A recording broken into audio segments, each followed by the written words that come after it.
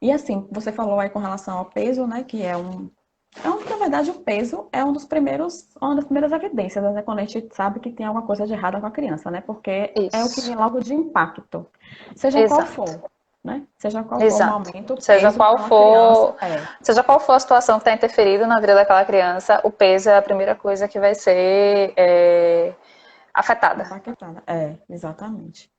E aí que esse é um fator que os pais precisam estar vendo. E aí mostra para identificar que existe algo de errado. E aí vem a questão da importância da gente tratar com a caderneta da criança, né? Aquela caderneta de Isso. vacina lá e dos pais terem o registro de peso e de comprimento e de perímetro cefálico dessa criança a todo momento, porque são informações que são extremamente importantes na vida de uma criança, Perfeitamente. independente da sua idade, né? Não é um peso isolado, é a evolução do peso que diz para nós, pediatras e nutricionistas, o que está acontecendo com a criança.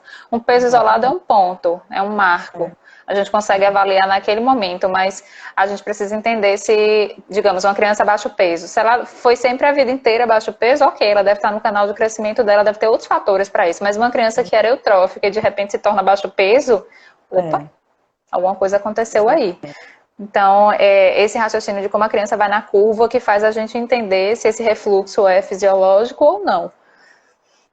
Exato. E quando a gente entende que o refluxo, quando a gente pode pensar que o refluxo ele tem alguma relação com a alergia alimentar? Pois é, eu acho que o maior dilema não é nem o maior drama, não é nem entender se é refluxo fisiológico ou patológico, se é refluxo ou se é doença do refluxo. O maior drama é esse diagnóstico de alergia alimentar relacionado ao refluxo, porque isso inclusive é confuso entre os pediatras. Então, é difícil dar esse diagnóstico, porque não existe uma ferramenta laboratorial que vá me dar o diagnóstico. Não existe nada assim, é feeling clínico, é experiência clínica, é história clínica e é segmento da criança com o profissional de saúde. Então, a gente vai levantar algumas evidências na história que me façam pensar que pode ou não ser alergia. Se essa É, criança tem fator de risco para alergia, ou seja, se os pais são atópicos, tem rinite, dermatite e asma, ou a própria alergia alimentar, se for uma criança que foi sensibilizada na maternidade, que precisou tomar fórmula, por qualquer motivo que seja, então é um fator de risco. E se, além do refluxo, existem outros comemorativos que podem sugerir alergia, tipo cólicas intensas, e aí eu não estou falando da cólica habitual, que o pai e a mãe não têm a obrigação de entender o que é a cólica é, normal e o que é a cólica patológica, é a gente que vai explicar mesmo. Então, cólica intensa, sintomas de pele, que às vezes mesmo o bebezinho pode ter sintomas de urticária por conta de alergia alimentar, outras manifestações de alergia alimentar, porque a alergia alimentar em si, ela tem tem estudo que mostra que existe uma maior incidência de refluxo nas crianças com alergia alimentar. Então, eu posso ter, sim, a doença do refluxo como manifestação isolada de alergia ou como manifestação associada a outros sintomas. Eu posso. Mas esse limbo entre o diagnóstico de é uma doença do refluxo qualquer ou é uma doença do refluxo associada à alergia alimentar, ele ainda é um pouco confuso para todos.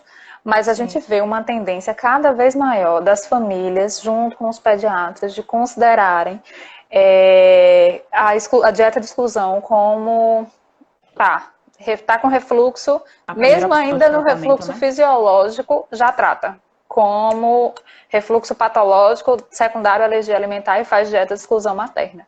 E isso É, tem que ser muito criterioso, tem que ser muito bem pensado.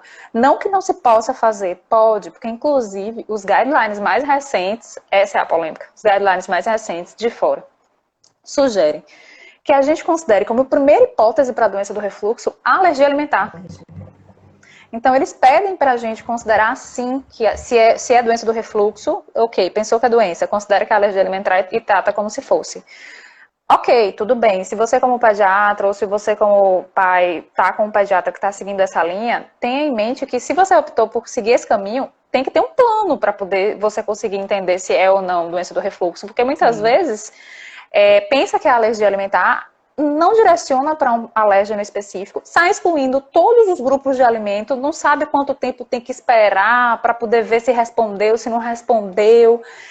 não consegue nem entender se é mesmo sintoma de alergia alimentar, e aí faz uma dieta de exclusão extensa para a mãe, e aí a mãe fica num puerpério ou com 3 meses, 4 meses, 5 meses, enfim, que seja, mas é um momento crítico para esse binômio mãe-bebê, com uma dieta de exclusão difícil de ser seguida. Então, é polêmico o assunto por conta disso, porque é difícil. Esse momento é realmente complicado.